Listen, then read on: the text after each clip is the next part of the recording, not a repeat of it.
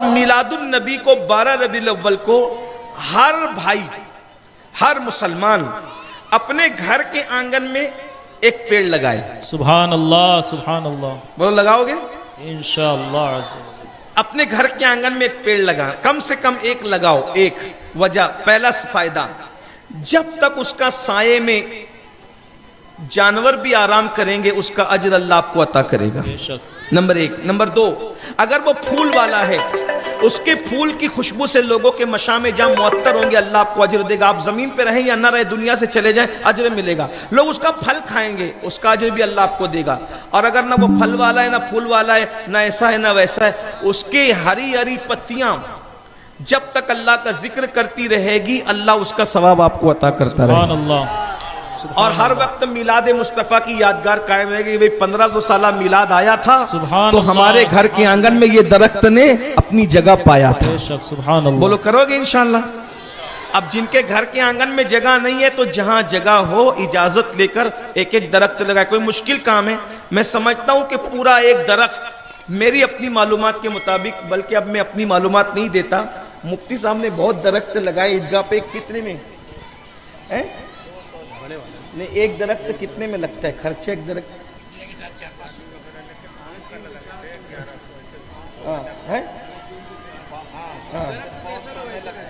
مفتی صاحب فرما رہے ہیں کہ ہم نے آم کا لگایا تھا، چونکہ عیدگاہ پر مفتی صاحب قبلہ جو ہے وہ بہت بڑی پیمانے پہ 200 درخت لگائے تھے، تو آم کا درخت لگائے تھے تو بتانے کہ حضرت سارا خرچہ پنجرے انجرے کا ملا کے 1100 آیا تھا۔ لیکن آپ آم کا نہیں لگاؤ گے نا، آپ تو کوئی بھی لگاؤ گے تو 1100 کا خرچہ نہیں آئے گا۔ حضرت فرما رہے کہ 500 روپے میں ایک درخت لگ جائے گا۔ آسان ہے؟ مشکل ہے؟ اگر نہیں لگا سکتے گلیوں میں لگاؤ، لیکن گلی میں کہیں بھی مت لگا دینا، پوچھ کے لگانا ہے نا، ورنہ وہ ہے۔ اور اگر آپ بتائیے مالیگاؤں میں 10-12 لاکھ کی آبادی ہے، گھر کتنے ہیں؟ اگر یہ ہر گھر کے آنگن میں ایک درخت لگ جائے گا، بولو پورا مالیگاؤں ہرا ہرا ہوگا کہ نہیں ہوگا انشاءاللہ؟ سبحان اللہ۔ اور درخت کی پتیاں مصطفیٰ جان رحمت کی بارگاہ میں خراج عقیدت پیش کرے گی انشاءاللہ۔ اس سلسلے میں میں اعلانیہ طور پر یہ بات کر رہا ہوں کہ ہمارے سماجی اور سیاسی لوگ بھی انشاءاللہ اس معاملے میں اپنا سپورٹ کریں گے، قوم کا سپورٹ کریں گے۔ اگر کوئی دشواری آتی ہے تو آپ ہمارے احباب سے رابطہ قائم کیجئے گا، جو سیاسی احباب ہے۔ اور میں کہتا ہوں یہ اتنا اچھا کام ہے، اس میں کوئی رکاوٹ نہیں آئے گی انشاءاللہ۔ تو سب کو کرنا ہے کہ اب کتنے لوگ وعدہ کرتے ہیں کہ میں نے میلاد النبی کی صبح ایک درخت لگانا انشاءاللہ؟ سبحان اللہ، ماشاءاللہ، یہ کام کرنا ہے۔ اب یہ ہم آج سے مہم چلا رہے ہیں اور ابھی 12 دن تک کہ ہم اسی پر لوگوں کو جو ہے وہ آمادہ کریں گے۔ اللہ تعالی ہم سب کو توفیق عطا فرمائے۔ تو یہ جو سال ہے میلاد مصطفیٰ صلی اللہ علیہ وآلہ وسلم کے لیے، اللہ کے رسول علیہ السلام کی ولادت کو ہجری سال کے اعتبار سے 1500 سال پورے ہو گئے ہیں، سبحان اللہ۔ اور پوری دنیا کے اندر 2.25 کروڑ مسلمان بستے ہیں، یعنی تقریباً 2.25 ارب مسلمان رہتے ہیں پوری دنیا میں۔ 2.25 کروڑ دنیا کی سب سے بڑی آبادی سیکنڈ نمبر کی مسلمانوں کی ہے، دوسرے نمبر سب سے زیادہ مکثریت میں ہے۔ لیکن یہ اتنا بڑا المیہ ہے کہ 2.25 کروڑ مسلمانوں کے اندر چند کروڑ مسلمانوں کو بھی رسول اللہ کی سیرت کے بارے میں کوئی معلومات نہیں ہے۔ اور ہندوستان تو اس معاملے کے اندر بہت زیادہ گرا ہوا ہے سیرت النبی کے اعتبار سے، کہ ہمارے بچوں کو کیا، ہمارے جوانوں کو کیا، بہت سارے جو مذہبی مسلمان ہیں جن کو مذہبی ہونے کا دعویٰ ہے، ان کو بھی سیرت النبی صلی اللہ علیہ وآلہ وسلم کے حوالے سے کوئی معلومات نہیں ہے۔ تو جب اللہ کے رسول صلی اللہ علیہ وآلہ وسلم کی سیرت طیبہ کے بارے میں کلمہ پڑھنے والوں کو، مسلمانوں کو جب خود کوئی معلومات نہیں ہوگی تو وہ دوسروں کو کیا معلومات دیں گے؟ اور جس کی سیرت کے بارے میں آپ کو کوئی عطا پتہ ہی نہیں ہوگا تو ان کے بارے میں آپ کے دل میں عشق کیسے پیدا ہوگا، ان کے بارے میں محبتیں کیسے پیدا ہوگی، ان کے بارے میں الفت کیسے پیدا ہوگی؟ یہ تو ہمارے علماء کا احسان ہے کہ انہوں نے عظمت رسالت پر تقریریں کر کے، عظمت مصطفیٰ جان رحمت پہ تقریریں کر کے، معجزات مصطفیٰ پہ تقریریں کر کے ہمارے درمیان ان کی عظمت کے ڈنکے بجائے، اللہ انہیں جزائے خیر عطا فرمائے۔ لیکن سیرت النبی کا جہاں تک کے معاملہ ہے، وہ رسول اللہ صلی اللہ علیہ وآلہ وسلم کی زندگی کے شب و روز جو ہمارے بچوں کو نہیں پتا ہے، اس لیے اسلام دشمن طاقتیں انٹرنیٹ کے ذریعے سے، الیکٹرانک میڈیا کے ذریعے سے، پرنٹ کے ذریعے سے ہمارے جوانوں کے دلوں کے اندر، ہماری نئی نسل کے اندر زہر گھولنے کی کوشش کرتے ہیں۔ کبھی وہ معاذ اللہ یہ بتانے کی کوشش کرتے ہیں کہ اسلام تو دہشت گردوں کا مذہب ہے، اللہ اکبر۔ اسی طریقے سے اسلام کو توڑ مروڑ کر پیش کرنے کی کوشش کی جاتی ہے۔ ایسے حالات میں رسول اللہ صلی اللہ علیہ وآلہ وسلم کی سیرت طیبہ پر مسلمانوں کو بہت محنت کرنے کی ضرورت ہے۔ ہمارے بچے بچے کو پتہ ہونا چاہیے مصطفیٰ جان رحمت کی سیرت طیبہ کیا ہے، آقا کریم کا انداز زندگی کیا ہے، حضور اکرم صلی اللہ علیہ وآلہ وسلم دوستوں کے ساتھ کیسے رہے، دشمنوں کے ساتھ کیسے رہے، آقا علیہ الصلوۃ والتسلیم نے تجارت کیسے کی ہے، حضور علیہ السلام کی صبحیں کیسے تھی، حضور کی شامیں کیسے تھی، حضور کا سفر کیسا تھا، حضور کا حج کیسا تھا، حضور علیہ السلام کا انداز تجارت کیسا تھا۔ یہ ساری چیزیں ہماری قوم کو پتہ ہونا چاہیے، تاکہ جب یہ باتیں آگے بڑھے گی تو کوئی اگر کلمہ پڑھے نہ پڑھے یہ اس کے مقدر کی بات ہے، مگر سیرت النبی سن کر کے، آقا کریم صلی اللہ علیہ وآلہ وسلم کی سیرت طیبہ کی معلومات حاصل کر کے اس کے دل سے غلط فہمیوں کا ازالہ ضرور ہوگا۔ اس کے دل و دماغ کے اندر جو زہر گھولا گیا ہے مصطفیٰ جان رحمت صلی اللہ علیہ وآلہ وسلم کے لیے، اس کا خاتمہ ضرور ہوگا۔ آئیے میں آپ کے سامنے اللہ کے رسول صلی اللہ علیہ وآلہ وسلم کی سیرت طیبہ کے کچھ گوشے پیش کرتا ہوں، اس سے آپ کو اندازہ ہوگا مصطفیٰ جان رحمت صلی اللہ علیہ وآلہ وسلم کی سوچ کیا ہے، آقا کریم صلی اللہ علیہ وسلم کی فکر کیا ہے۔ اللہ اکبر۔ آج دیکھیں، اللہ اکبر، انسان کسی کی عزت کیوں کرتا ہے، انسان کسی کی تعظیم کیوں کرتا ہے، انسان کسی کی توقیر کیوں کرتا ہے، انسان کسی کا خیال کیوں کرتا ہے۔ بہت ساری چیزیں ہوتی ہے، اگر کوئی انسان کوئی نہ کوئی اس سے انسان کا مفاد وابستہ ہوتا ہے، یا اس کو عزت دار تصور کرتا ہے، یا اس کو دولت مند تصور کرتا ہے، یا اس کو کسی اعتبار سے کوئی حیثیت مند تصور کرتا ہے، تو اس کی عزت بھی ہوتی ہے، اس کا خیال بھی رکھا جاتا ہے۔ عام طور پہ جو طبقہ غریبوں کا طبقہ ہے، مفلسوں کا طبقہ ہے، جس سے کوئی مفاد وابستہ نہیں ہوتا، اس کی کوئی قدر نہیں ہوتی۔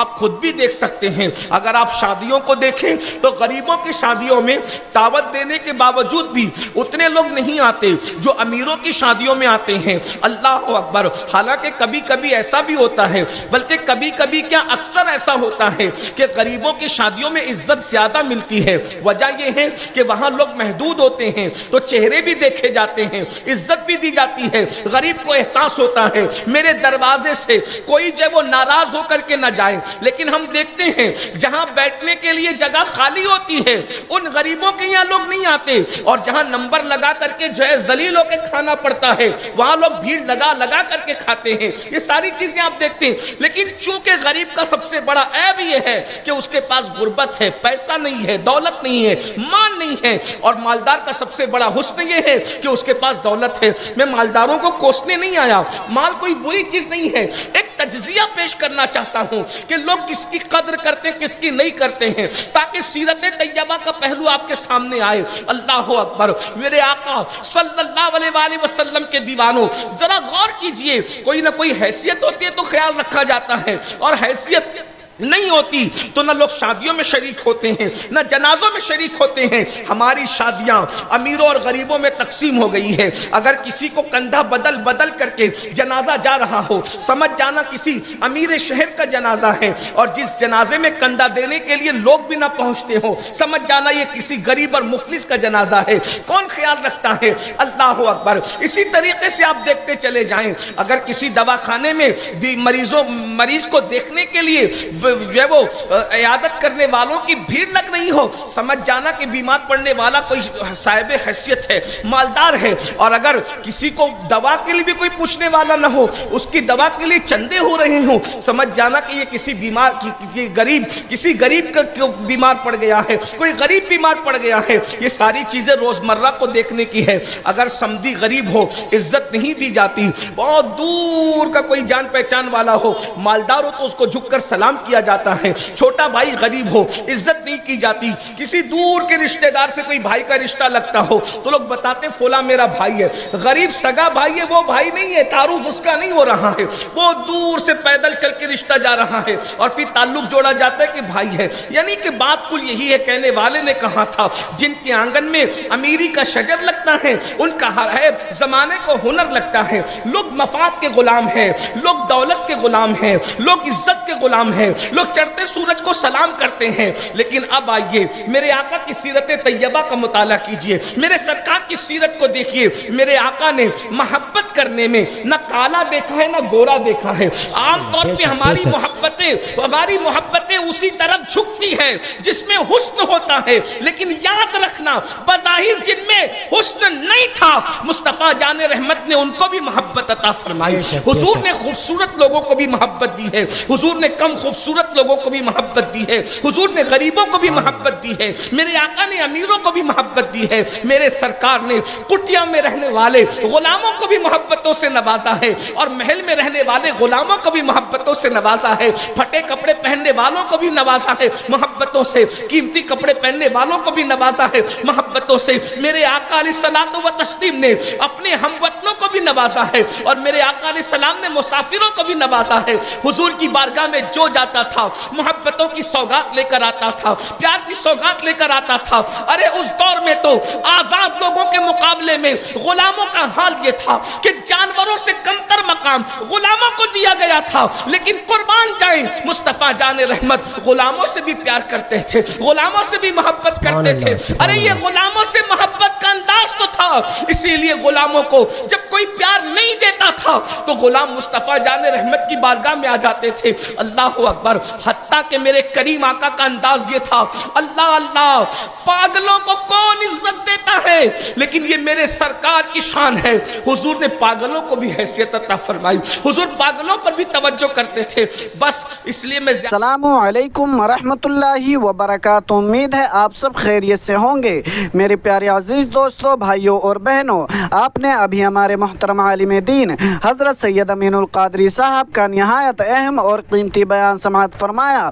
میں آپ کا میزبان حافظ فیصل آپ سب کا دل کی گہرائیوں سے شکریہ ادا کرتا ہوں۔ اگر آپ پہلی بار ہمارے چینل پر تشریف لائے ہیں تو آپ سے مؤدبانہ گزارش ہے کہ چینل کو ضرور سبسکرائب کر لیجئے تاکہ آئندہ بھی آپ تک دین اسلام کے خوبصورت اور ایمان افروز پیغامات پہنچتے رہیں۔ الحمدللہ آپ ایک جید عالم دین کا بیان سن چکے ہیں، اس لیے میں آپ کا زیادہ وقت نہیں لوں گا۔ بس ایک چھوٹی سی گزارش ہے کہ اس پیغام کو اپنے دوستوں، رشتہ داروں اور خاص طور پر ہماری قوم کے نوجوانوں تک ضرور پہنچائیے۔ ہو سکتا ہے کہ آپ کے شیئر کرنے کی وجہ سے کسی کو دین کی کوئی اہم بات معلوم ہو جائے، کسی کی اصلاح ہو جائے یا کسی کے دل میں نیکی کی رغبت پیدا ہو جائے۔ اگر ایسا ہوا تو انشاءاللہ اس کا ثواب آپ کو بھی ملے گا۔ اب میں آپ سے چند اہم باتیں عرض کرنا چاہتا ہوں، لہٰذا آخر تک ہمارے ساتھ ضرور بنے رہیے۔ میرے عزیز دوستوں، حضرت سید امین القادری صاحب نے میلاد مصطفیٰ صلی اللہ علیہ وسلم کے موقع پر ایک خوبصورت پیغام دیا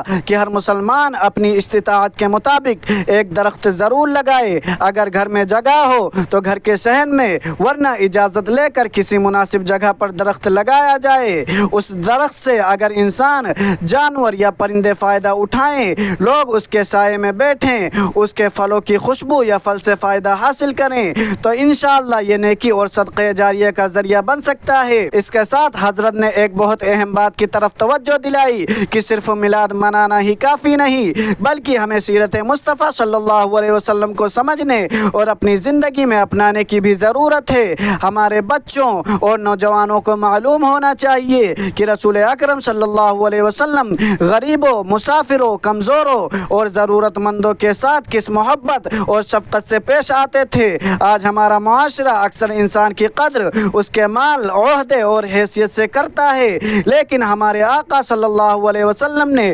محبت کے لیے نہ امیری دیکھی، نہ غریبی، نہ رنگ دیکھا اور نہ ظاہری حیثیت۔ جو بھی آپ صلی اللہ علیہ وسلم کی بارگاہ میں آتا محبت اور عزت لے کر واپس جاتا۔ لہٰذا ہمیں میلاد مصطفیٰ صلی اللہ علیہ وسلم کے ساتھ سیرت مصطفیٰ صلی اللہ علیہ وسلم کو بھی اپنی زندگی کا حصہ بنانا چاہیے، کیونکہ حقیقی محبت وہی ہے جو انسان کو محبوب خدا صلی اللہ علیہ وسلم کے اخلاق اور تعلیمات پر چلنے کی ترغیب دے۔ لہٰذا میرے عزیز دوستوں، اس پیغام کو زیادہ سے زیادہ شیئر کیجیے تاکہ یہ اہم نصیحت آپ کے دوستوں، رشتہ داروں اور خاص طور پر ہماری قوم کے نوجوانوں تک بھی پہنچ سکے۔ ہو سکتا ہے کہ آپ کے ایک شیئر کی وجہ سے کسی کی اصلاح ہو جائے یا کسی کے دل میں نیکی کی رغبت پیدا ہو جائے اور اللہ تعالیٰ اس کا اجر آپ کے نام اعمال میں بھی لکھ دے۔ اس لیے صرف خود سن کر آگے نہ بڑھیں بلکہ اس پیغام کو دوسروں تک پہنچانے کی بھی کوشش کیجیے۔ اللہ تعالیٰ ہم سب کو سننے کے ساتھ ساتھ عمل کرنے کی توفیق عطا فرمائے اور ہماری زندگیوں کو قرآن و سنت کی روشنی سے منور فرمائے، آمین یا رب العالمین۔ انشاءاللہ ملتے ہیں ایک نئے ایمان افروز بیان کے ساتھ۔ میں آپ کا میزبان حافظ فیضل آپ سب سے اجازت چاہتا ہوں۔ السلام علیکم ورحمۃ اللہ وبرکاتہ۔